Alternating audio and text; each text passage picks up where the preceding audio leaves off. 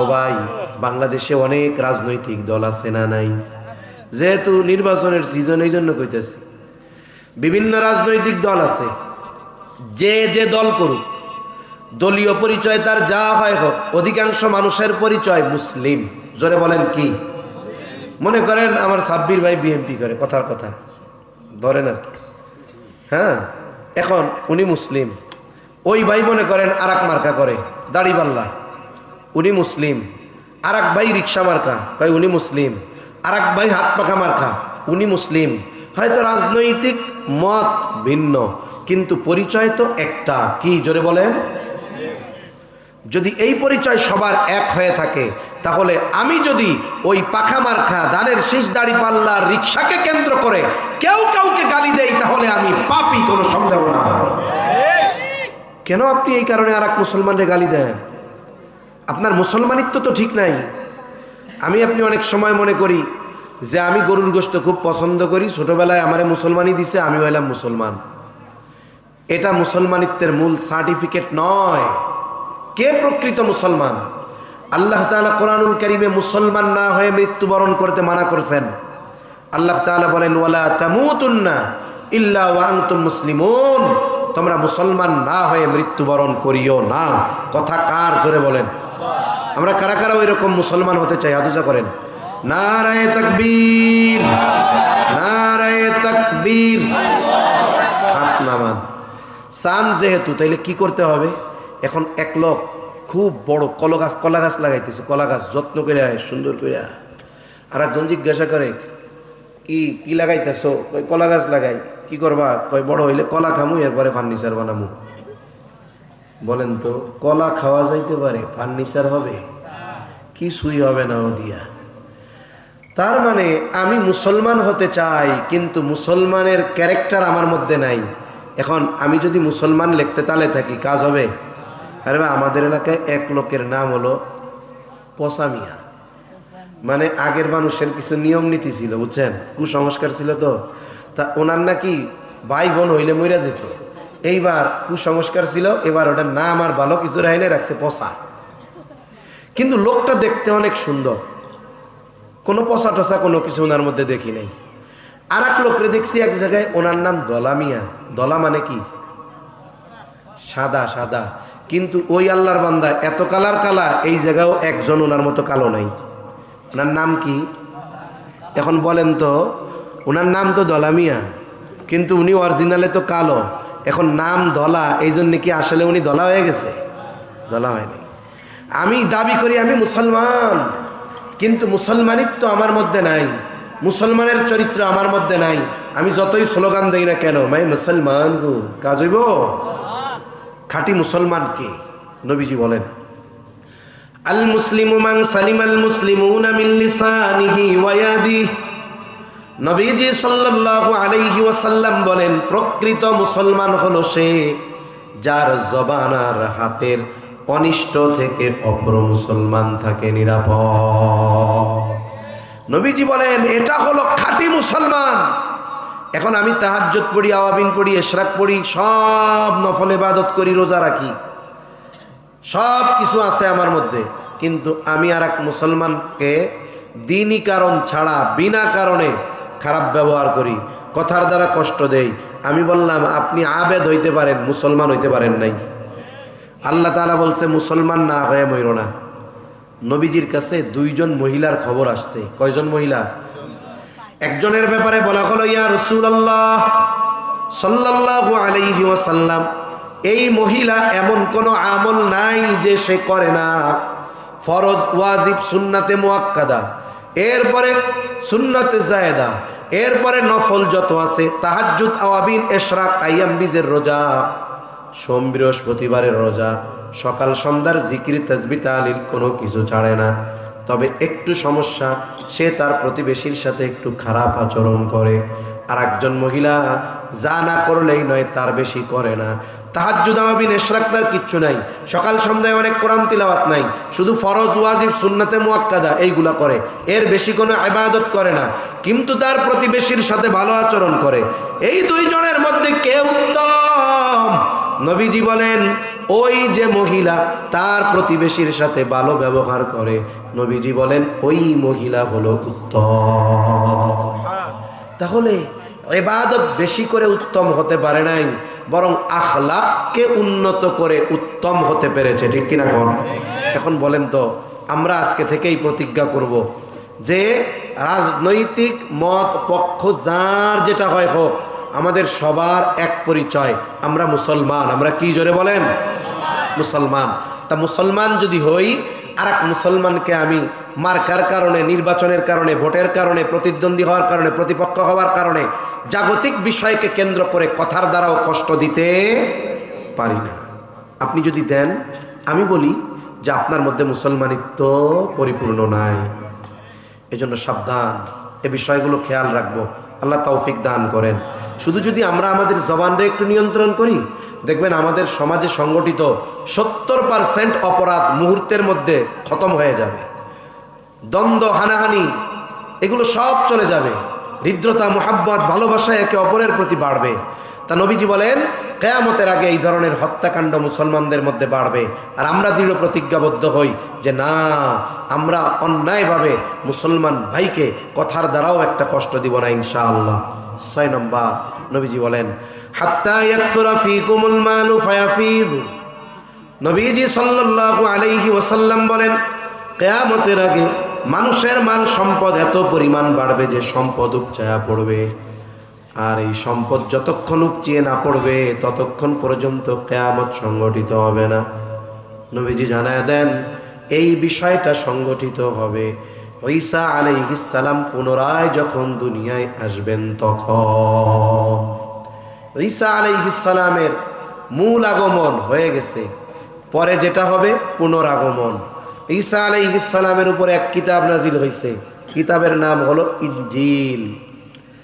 উনি দুনিয়ায় আসবেন, দাজ্জাল যখন আসবে এর পরে উনি দাজ্জালকে হত্যা করবেন।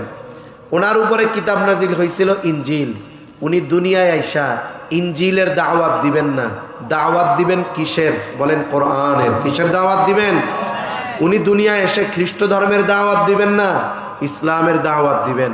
গোটা পৃথিবীর আনাচে কানাচে এই ইসলাম আল্লাহ পৌঁছিয়ে দিবে। বলে গোটা পৃথিবীতে একজন মানুষও অমুসলিম থাকবে না, প্রত্যেকে পাকা ইমানদার হবে, পাকা মুত্তাকি হবে। এমন না যে মুখে বলতেছি ইমানদার, মনে মনে একটু উল্টাপাল্টা আছে, না, দিল আর মুখ সমান সমান হয়ে যাবে। যেমন হবে তাকওয়া তেমন হবে ঈমান। আর আল্লাহ তাআলা বলেন ওয়ালাউ আন্না আহলাল কুরা আমানু ওয়াত্তাকাউ লাফাতাহনা আলাইহিম বারাকাতিম মিনাস সামাই ওয়াল আরদ। আল্লাহ তাআলা বলেন যদি ওই জনপদের অধিবাসীরা ঈমান আনে আর মুত্তাকি হয়ে যায়, আল্লাহ বলেন আমি তাদের জন্য আসমান আর জমিনের বরকতের দরজাগুলো খুলে দিব। তখন কি হবে? বলে যথাসময়ে যথাযথ পরিমাণ বৃষ্টি হবে, জমিন উর্বর হবে। এখন তো জমিনে উর্বরের জন্য সার দেয়া লাগে, কত মেহনত করা লাগে, ওই সময় কিচ্ছু লাগবে না। আসমান হতে বৃষ্টি হবে, জমিন উর্বর হবে, মানুষের সম্পদ এত বেশি হবে, সম্পদ উপচায়া পড়বে। মানুষের মন চাইবে যে আমি যদি একটু দান করতে পারতাম। কিন্তু গোটা পৃথিবী খুঁজে সাদকা নেওয়ার মতো, দান নেওয়ার মতো একজন লোকও পাওয়া যাবে না, কারণ সবারই ওই রকম মডেল পরিমাণ সম্পদ থাকবে। নবীজি বলেন এই 6টি বিষয় যতক্ষণ না হবে ততক্ষণ কিয়ামত সংগঠিত হবে না। তবে হবে সুনিশ্চিত, কোনো সন্দেহ নাই। এখন কিয়ামত কেন হবে? একেবারে শেষ কথা, কেন হবে জানেন? وَإِنَّمَا تُوَفَّوْنَ أُجُورَكُمْ يَوْمَ الْقِيَامَةِ। কিয়ামত কেন হবে? আল্লাহ তাআলা বলেন কিয়ামতের দিন তোমাদের পূর্ণ প্রতিদান দেওয়া হবে। তার মানে দুনিয়ায় আমরা যেই আমলগুলো করেছি করব, সব আমলের পূর্ণ প্রতিদান আল্লাহ কিয়ামতের দিন দিবে। এজন্য আমরা যদি কিয়ামতে আল্লাহর কাছ থেকে জান্নাত চাই, সফল হতে চাই, জাহান্নাম থেকে বাঁচতে চাই, আমাদের দুনিয়ায় পাপাচার, অনাচার এগুলো থেকে বাঁচার দরকার আছে না নাই? আখলাক উত্তম করার দরকার আছে না নাই? সেজন্য আমরা পাপগুলো থেকে বাঁচব, মানুষের সাথে ভালো আচরণ করব, তাহলে কেয়ামত তো হবে। আর ওই কেয়ামতের দিন আমাদের এই ভালো কাজের পূর্ণ প্রতিদান দিয়ে আমাদেরকে জান্নাত দিবেন কে? আল্লাহ তাআলা বলেন ওই দিন ফামান যুহজিহা আনিন নার ওয়া উদখিলাল জান্নাতা ফাকাদ ফাজ, ওই দিন যাকে আগুন তথা জাহান্নাম থেকে বাঁচানো হবে, জান্নাতে প্রবেশ করানো হবে, আল্লাহ বলেন ফাকাদ ফাজ, ওই ব্যক্তি সফল হয়ে যাবে। তাহলে দুনিয়ার টাকা পয়সা ধন দৌলত ক্ষমতা এগুলোর মধ্যে সফলতা নাই, মূল সফলতা কোথায়? কোন জান্নাতে। জোরে বলেন সফলতা কোথায়? আমরা সবাই জান্নাতে যাইতে চাই না? তাহলে দুনিয়া থেকে আমাদের পাপ মুক্ত জীবন গড়তে হবে, নেক কাজ কম করি, ঠিক আছে, যেন পাপ না হয়, ভালো কাজ নফল ইবাদত কম হয় হোক, আমার দ্বারা যেন মানুষ কষ্ট না পায়, এই দুইটা বিষয় ঠিক রাখি, দেখবেন আমার আপনার দুনিয়া এবং আখিরাত উভয় জগৎ সুন্দর হয়ে যাবে ইনশাআল্লাহ। আল্লাহ সুবহানাহু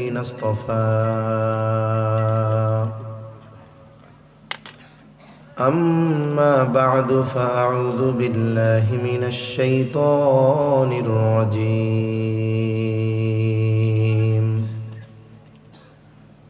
بسم الله الرحمن الرحيم.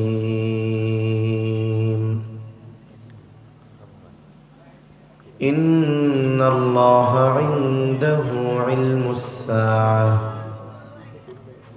وينزل الغيث ويعلم ما في الأرحام وما تدري نفس ماذا تكسب غدا وما تدري نفس بأي أرض تموت إن الله عليم خبير. وقال رسول الله صلى الله عليه وسلم لا تقوم الساعة حتى يقبض العلم وتكثر الزلازل ويتقارب الزمان وتظهر الفتن وتكثر الهرج وهو القتل حتى يكثر فيكم المال فيفيض أو كما قال النبي صلى الله عليه وسلم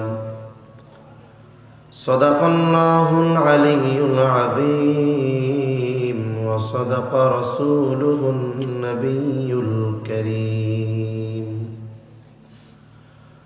ونحن على ذلك لمن الشاهدين والشاكرين والحمد لله رب العالمين. سبحانك لا علم لنا إلا ما علمتنا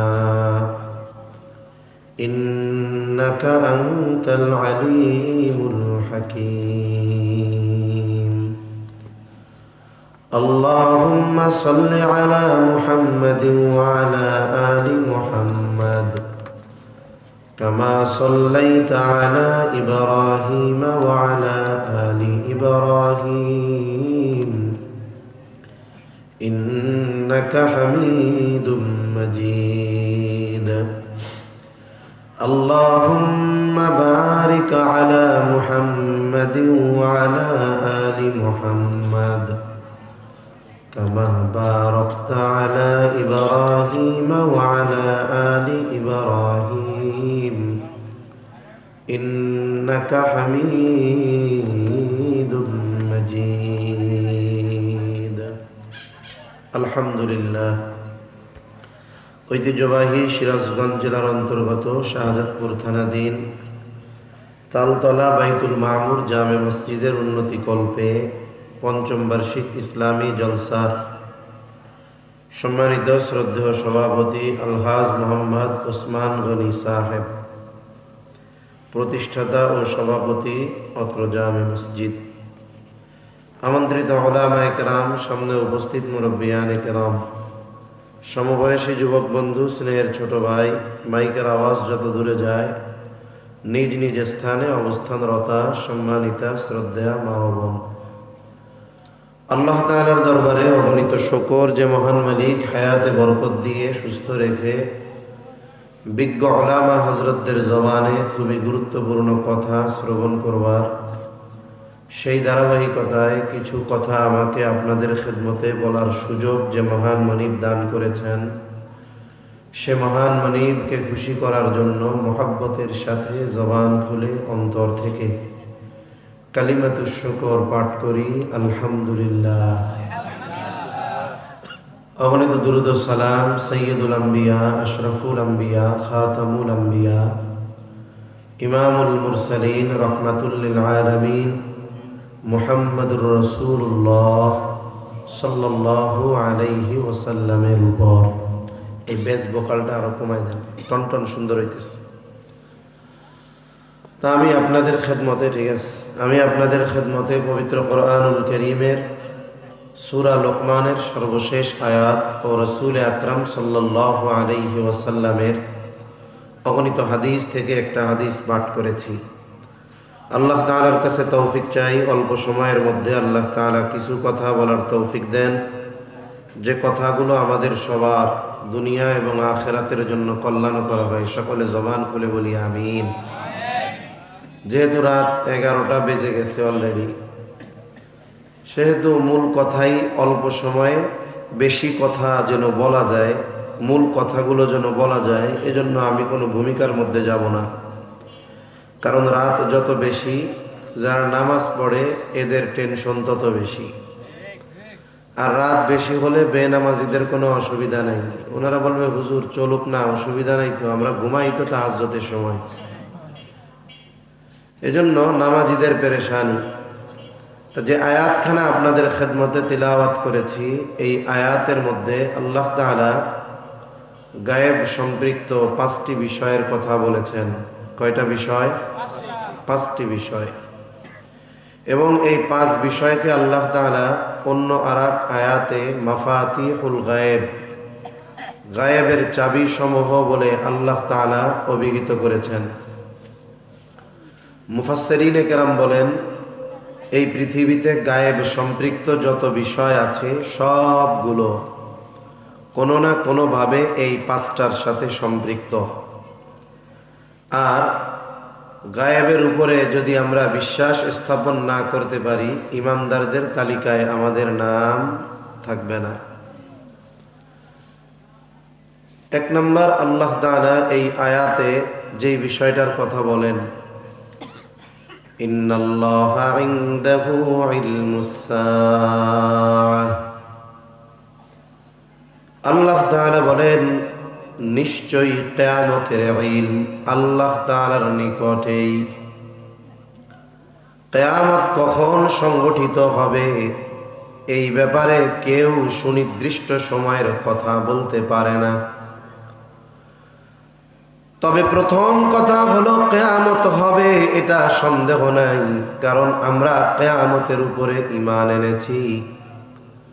আর কিয়ামত এমন এক সত্য, যেই সত্যের ব্যাপারে ওয়াদা করেছেন আল্লাহ, আর আল্লাহ তাআলার এই ওয়াদার ব্যাপারে সত্যায়ন করেছেন সব নবী রাসূলগণ। তাহলে কিয়ামত হবে, কোনো সন্দেহ আছে? তবে কোন সময় হবে দুনিয়ার কেউ জানে? কেউ জানে না। এমনকি আমার আপনার নবীও জানেন না কিয়ামত কখন সংগঠিত হবে। ফেরেশতা জিবরাইল আলাইহিস সালাম তিনিও জানেন না কিয়ামত কখন সংগঠিত হবে। বলে কেন? বলে আমার আপনার নবী ফেরেশতা জিবরাইল আলাইহিস সালাম কেউ আলিমুল গায়েব না। বলেন তো আলিমুল গায়েব একমাত্র যিনি, তিনি কে? আল্লাহই আলিমুল গায়েব, পৃথিবীর আর কেউ আলিমুল গায়েব নয়।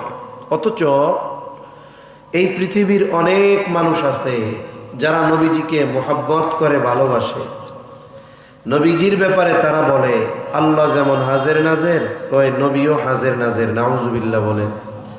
তারা বলে আল্লাহ যেমন আলিমুল গায়েব, নবীজিও আলিমুল গায়েব, নাউজুবিল্লাহ। আবার আমরা যারা বলি যে না আল্লাহ আলিমুল গায়েব না, বলে এটা নবীরে ভালোবাসে না, নবীর দুশ্মন ওয়াহাবি বলে, কি বলে না? অথচ নবীজি সাল্লাল্লাহু আলাইহি ওয়াসাল্লামের একাধিক বর্ণনা, একের পর এক ঘটনা, হাদিস উদাহরণ দেওয়া যাবে যে নবীজি সাল্লাল্লাহু আলাইহি ওয়াসাল্লাম গায়েব জানেন না। আর এটাও মনে রাখতে হবে নবীজি আলিমুল গায়েব নয়, গায়েব জানেন না। এই কারণে নবীজি সাল্লাল্লাহু আলাইহি ওয়াসাল্লামের মর্যাদা আর সম্মানও কমে যাবে না। প্রসিদ্ধ এক হাদিস থেকে একটা অংশ আপনাদের শুনাই। প্রসিদ্ধ একটা হাদিস আছে, যেই হাদিসের নাম হলো হাদিসে জিবরিল। হাদিসে জিবরিল কেন নাম? বলে জিবরাইল আলাইহিস সালাম মানব আকৃতিতে সাহাবায়ে কেরামের উপস্থিতিতে নবীজির কাছে আসছেন জিবরাইল আলাইহিস সালাম মানব আকৃতিতে। এই জন্য হাদিসটার এক নাম হলো হাদিসে জিবরিল। কেন আসছেন? বলে নবীজির কাছে আসছেন সাহাবায়ে কেরামকে দ্বীনের মৌলিক বিষয়গুলো শিক্ষা দেওয়ার জন্য। এই জন্য হাদিসের আরেক নাম হলো উম্মুস সুন্নাহ। লম্বা একটা হাদিস। জিবরাইল আলাইহিস সালাতু ওয়াস সালাম আমার আপনার নবীকে কয়েকটা বিষয়ের প্রশ্ন করেছেন, নবীজি জবাব দিয়েছেন। এক নাম্বার, জিবরাইল আলাইহিস সালাম প্রশ্ন করলেন আখবিরনি আনিল ইসলাম। জিবরাইল আলাইহিস সালাম মানব আকৃতিতে, সাহাবায়ে কেরাম কিন্তু চিনতে পারে নাই ইনি যে জিবরাইল আলাইহিস সালাম। নবীজির হাঁটুর সাথে হাঁটু লাগায় সামনাসামনি বসছে, সাহাবায়ে কেরাম উপস্থিত, প্রশ্ন করতেছে সবাইরে শুনায়া শুনায়া। এক নাম্বার প্রশ্ন, আখবিরনি আনিল ইসলাম, আপনি আমাকে ইসলামের ব্যাপারে বলেন, ইসলাম কি জিনিস? নবীজি সাল্লাল্লাহু আলাইহি ওয়াসাল্লাম জবাব দিলেন, সেই জবাব আপনাদেরও জানা আছে। একটু জবান খুলে যদি জানা থাকে বলবেন। বলেন তো ইসলামের ভিত্তি কয়টা? আরো জোরে বলেন কয়টা? 5টা। নবীজি সাল্লাল্লাহু আলাইহি ওয়াসাল্লাম বলেন এই 5টি জিনিসের জবাব নবীজি সাল্লাল্লাহু আলাইহি ওয়াসাল্লাম দিলেন, 5টা বিষয়ের কথা বললেন। 2 নাম্বার, নবীজিকে প্রশ্ন করা হলো আখবিরনি আনিল ঈমান, ঈমান কি জিনিস? আমাকে আপনি ঈমানের ব্যাপারে খবর দেন। ঈমান কি জিনিস আমাদের কম বেশি জানা আছে। বলেন তো ঈমানের ভিত্তি কয়টা? হ্যাঁ, ঈমানের ভিত্তি কয়টা? ঈমানের ভিত্তি হলো 6টা। জোরে বলেন কয়টা? এখন আমি আপনি ঈমানদার না? আমরা কি ঈমানদার না? জোরে কয় না। আমরা কি কোন মুমিন? আমরা কি বলেন? এখন এই যে মুমিন ঈমান আনছি, এই ঈমানের ভিত্তি আমি মুমিন জানি না, এটা যদি অন্য কেউ জানে তাইলে এর চেয়ে লজ্জার আর কিছু আছে? কারণ ঈমানের ভিত্তি কয়টা? 6টা। ছোটবেলায় বক্তব্যে গেছেন কারা? একটু হাত উঁচা করেন তো। মাশাআল্লাহ, আপনামান অনেকেই গেছে, ঘরে সবাই কম বেশি। তা মক্তবে আমাদের একটা কালেমা পড়াইতো, কালেমায়ে তৈয়বা, কালেমায়ে শাহাদাত, ইমানে মুজমাল, ইমানে মুফাসসাল। কে কে পড়ছেন? ইমানে মুফাসসাল পড়ছেন আপনারা? মাশাআল্লাহ। তো 2-1জনে জিজ্ঞাসা করি, করমুনি? আচ্ছা, দরকার নাই। এমন একজনকে জিজ্ঞাসা করলাম, কবর বলল না, এরপরে সমস্যা। অনেক সময় মুখস্থ থাকলেও মানুষের সামনে দাঁড়াইয়া বলতে ভয় লাগে, এটা হইতে পারে। ঈমানে মুফাসসালের মধ্যে কি বলছি?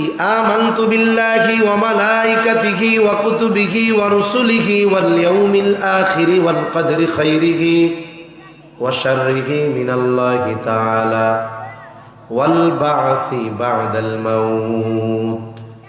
যদিও এই জায়গায় কথা আছে 7টা, কিন্তু মূলত কথা হলো 6টা।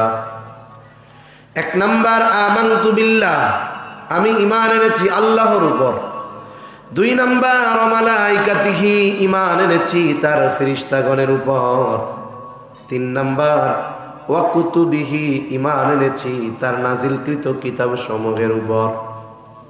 ওয়া রুসুলিহি, ঈমান এনেছি তার রাসূলগণের উপর। 5 নাম্বার ওয়াল ইয়াউমিল আখিরি, ঈমান এনেছি পরকাল আখিরাতের উপর। 6 নাম্বার ওয়াল কদরি খাইরিহি ওয়া শাররিহি মিনাল্লাহি তাআলা, আমি ঈমান এনেছি যে তাকদীরের ভালো মন্দ সব আল্লাহর তরফ থেকে হয়। 7 নাম্বার ওয়াল বা'সি বা'দাল মাউত, আমি ঈমান এনেছি মৃত্যুর পরে পুনরায় জীবিত হওয়ার উপর। এগুলো ঈমানের ভিত্তি। কিসের ভিত্তি? জোরে কোন। কথা তো আছে 7